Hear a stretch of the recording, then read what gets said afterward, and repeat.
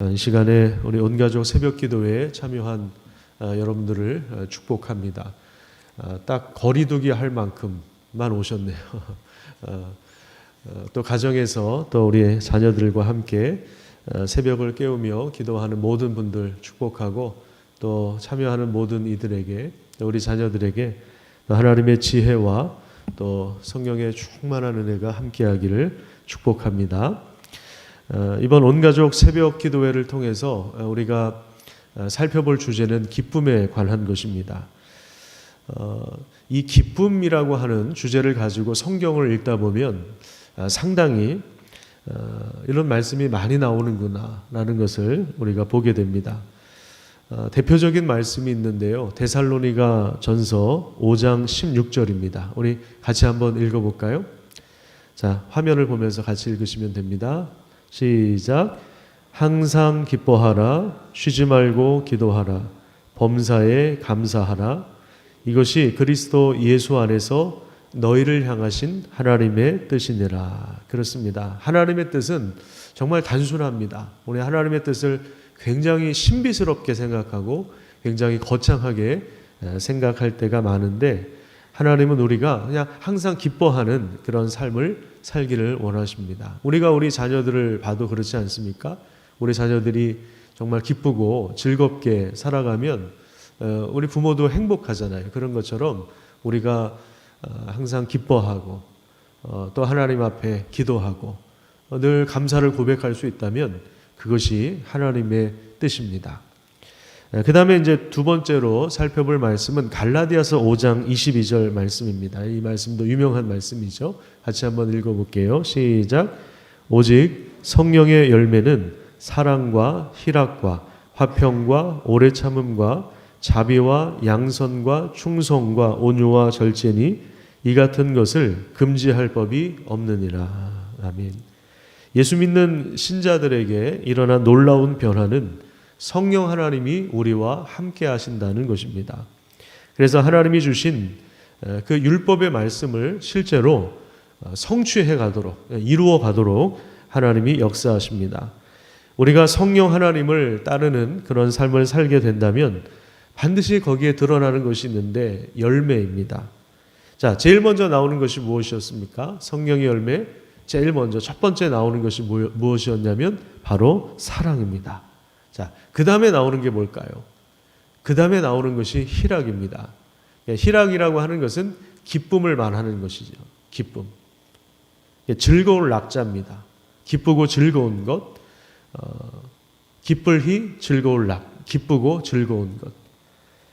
잘 아시는 것처럼 성령의 이 9가지 열매, 지금 여기 나와 있는 9가지 열매는 독립적인 열매가 아닙니다. 이것은 마치 포도송이처럼 한 덩이로 존재하는 것입니다. 예를 들어서 성령 하나님은 우리가 서로 사랑하도록 도와주시는 분이십니다. 그러면 여러분 한번 여러분들의 인생을 돌아보십시오. 여러분들은 언제 기쁨이 넘쳤죠? 사랑할 때입니다. 부모가 자식을 사랑할 때, 또 부모의 사랑을 받을 때, 그리고 연애를 처음 시작할 때 혹시 기억나십니까? 결혼할 때, 또 부부가 사랑을 나눌 때, 또 서로 사랑을 주고받을 때, 그럴 때 인간은 행복을 느끼고 또 그 관계 안에서 이렇게 기쁨과 즐거움이 존재하게 되는 것입니다. 그러니까 성령의 열매가 처음에는 사랑이고 그 다음에 이제 기쁨이 나오는 것입니다. 이게 같이 가는 거예요. 이게 분리할 수가 없는 것입니다. 포도송이처럼 이 9가지 열매는 함께 있는 거예요. 온유와 절제, 충성 이런 것들이 같이 가는 것입니다. 사랑하면 충성하게 되어 있고요. 또 사랑하면 자기 욕망대로 하지 않습니다. 절제할 수도 있습니다. 이런 것이 하나님과의 관계 속에서, 이웃과의 관계 속에서 하나씩 나오는 것입니다. 이것을 분리할 수가 없습니다. 하나님은 우리가 항상 기뻐하는 삶을 살기 원하십니다. 이것이 하나님의 뜻입니다. 그리고 우리 안에 함께 하시는 성령님도 우리가 삶 속에서 하나님을 사랑하고 이웃을 사랑하고 그 결과 기쁨을 얻도록 역사하십니다. 이 같은 것을 금지할 법이 없다고 합니다. 세상의 그 무엇도 그 누구도 이것을 방해할 수 없다는 것입니다. 우리가 성령님을 따르기만 한다면 우리 안에 사랑이 넘치고 또 사랑하는 관계 속에서 실제로 기쁨과 즐거움이 존재하는 것입니다. 그런데 참 이상하죠? 우리는 기쁨을 잃어버렸습니다. 기쁘지 않습니다. 그 이유가 무엇입니까? 우선 크게 세 가지로 생각해 볼 수가 있는데요. 우리가 살고 있는 세상은 우리가 가진 그 기쁨을 빼앗는 세상입니다. 사랑하기보다는 질투하게 만들고 또 미워하게 만들고 비교하게 만듭니다. 무엇인가를 더 소유해야 거기에 행복이 있고 거기에 기쁨이 있다고 광고를 합니다. 또한 코로나가 우리의 일상을 완전히 바꾸어 놓으면서 집에 있는 시간이 많아지고 또 사람들과의 접촉과 교제가 단절되면서 기쁨과 열정을 잃어버린 분들이 많습니다. 취업과 진로에 대해서, 사업에 대해서, 경제적인 어려움에 대해서 걱정과 근심이 많아집니다. 앞날이 불안합니다. 그러니까 우리가 기쁨을 누리기보다는 걱정과 한숨이 더 많아졌습니다. 그런데 이게 비단 코로나 때문만은 아니라고 생각합니다. 코로나 이전에도요, 우리 인생을 한번 돌아보면요, 기쁨보다는 근심과 걱정으로 가득한 삶을 살았습니다. 여러분들이 주변의 사람들을 한번 자세히 관찰해 보시기 바랍니다. 길거리 지나다니는 사람들의 표정을 한번 살펴보시길 바랍니다. 여러분들이 전철이나 버스에서 앉아있는 사람들의 얼굴을 한번 유심히 살펴보시기를 바랍니다. 물론 요즘엔 마스크를 쓰고 다녀서 누군지도 사실 잘 모르는 그런 상황이 있지만 정말 표정이 밝고 행복하고 기뻐하고 즐거워하면서 살아가는 사람들이 많습니까? 아니면 그 반대의 경우가 많습니까? 그 아주 어린 아이들 있잖아요. 어린 아이들은 별거 아닌 것에도 막 까르르 웃고 신기해하고 막 만져보고 즐거워하고 그러잖아요. 아이들 얼굴에는 기쁨이 있어요. 아이들은 밝아요. 근데 점점 세월이 지나갈수록 기쁨을 잃어버립니다. 초등학교 올라가면 나 학교 가기 싫어 이러면서 기쁨을 잃어버려요. 어렸을 때는 뭔가 알아가고 뭔가 배우고 이게 즐거움이었거든요. 근데 이제 나이가 좀 들면요, 초등학교 들어가고 중고등학교 들어가면요, 이게 스트레스입니다. 공부하는 게. 학원 가는 것 자체가 스트레스가 되었습니다. 뭐 취업하는 것도 마찬가지고 청년이 되어서도 마찬가지고요. 직장에 들어가도 마찬가지고요. 일하는 게 얼마나 즐겁습니까? 얼마나 일하는 게 행복합니까? 그런데 이게 스트레스가 되는 거예요. 월요병이 도지는 것입니다. 결혼해서 부부가 사랑하고 행복하게 사는 게 얼마나 아름다운 일입니까? 그런데 부부관계 막 틀어집니다. 기쁨을 잃어버린 세상에 우리가 살고 있는 것입니다.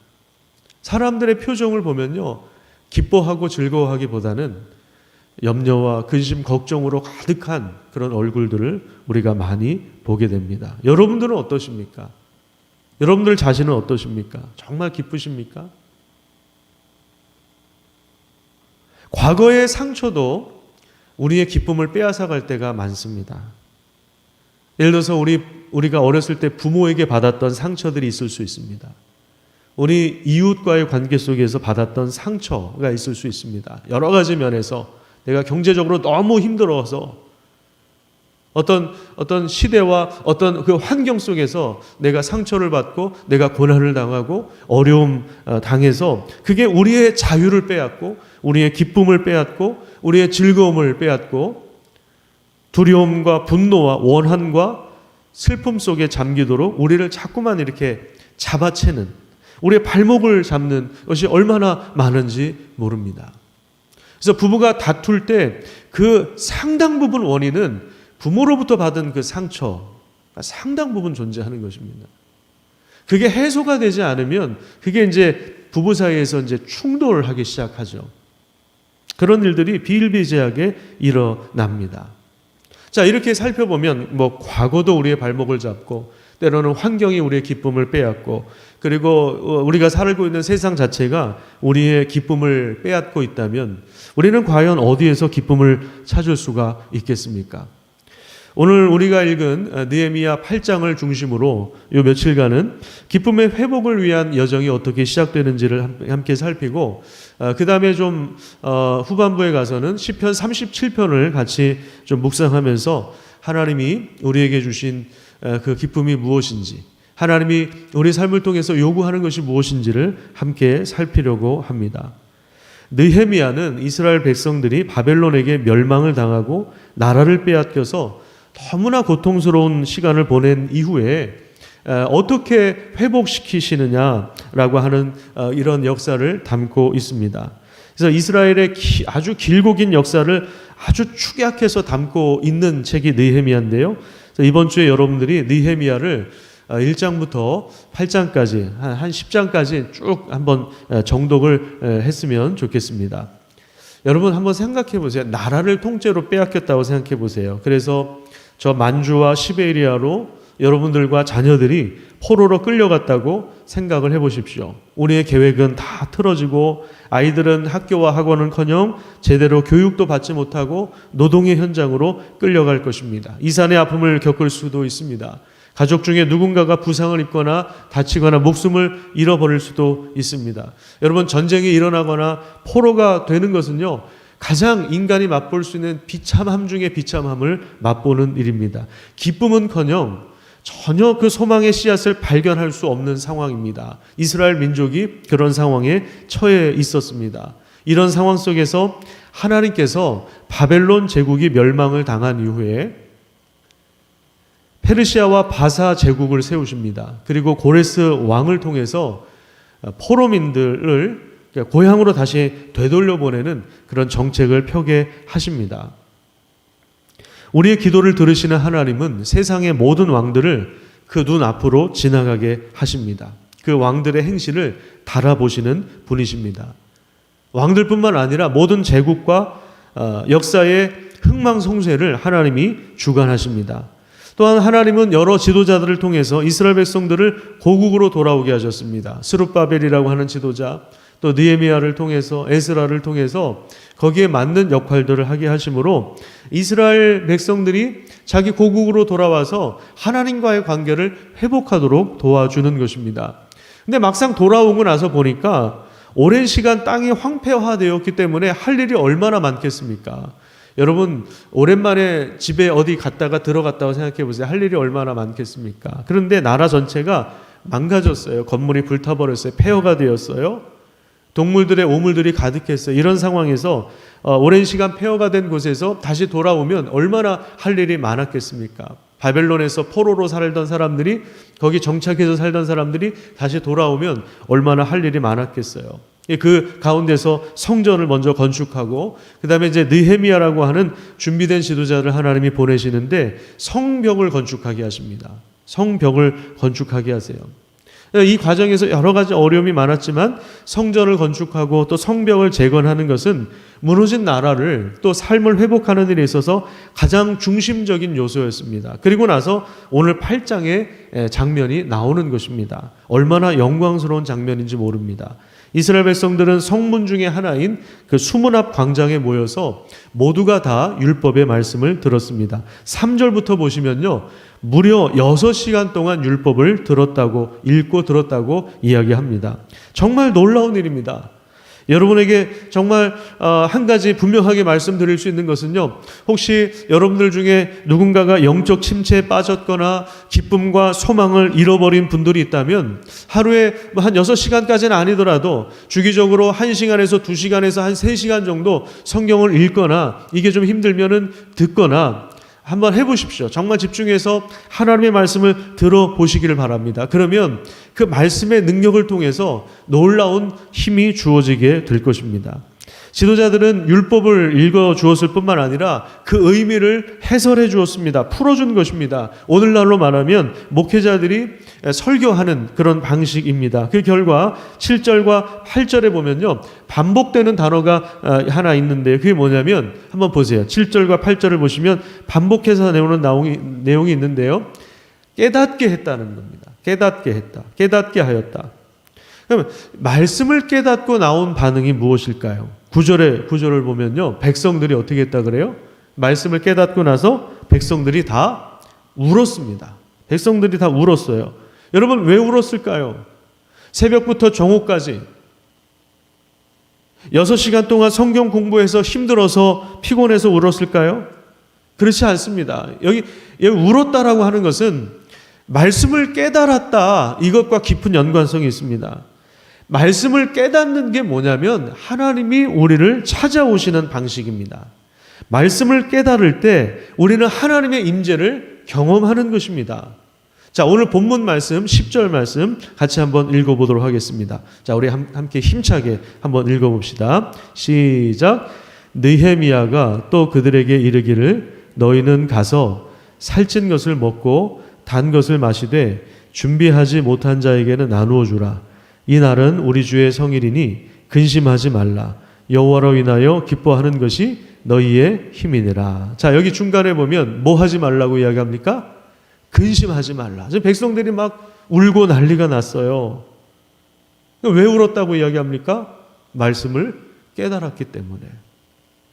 하나님 앞에서 우리가 얼마나 잘못된 삶을 살았는지를 회개하는 거예요. 여기서 근심하지 말라고 했을 때 그 근심은 우리가 매일 하는 뭐 걱정, 근심 이런 걸 말하는 것이 아닙니다. 말씀을 깨닫고 해석하면서 하나님의 임재를 경험한 사람들이 자신의 지난 날을 돌이키며 또 죄에 대해서 슬퍼하고 근심하는 거예요. 아주 펑펑 울어요. 펑펑 우니까 지도자들이 제재하는 것입니다. 제재하고 오히려 하나님을 기뻐해라, 그렇게 이야기하는 것입니다.